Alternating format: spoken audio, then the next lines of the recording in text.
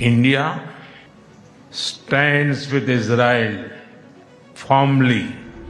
India stands with Israel, क्या वाकई?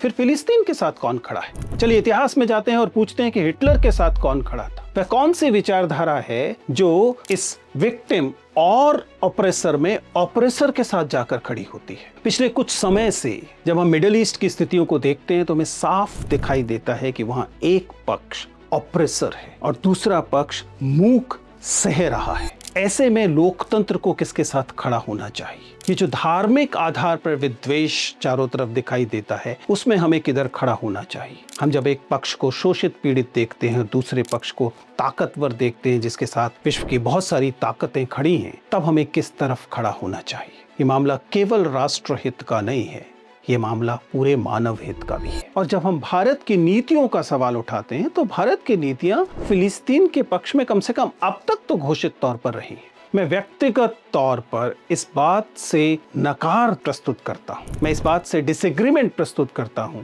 कि हम अपने आप को इस तमाम अत्याचारों के बीच इजराइल के साथ खड़ा होता हुआ दिखाएं। हमें शायद शांति के साथ खड़ा होना चाहिए।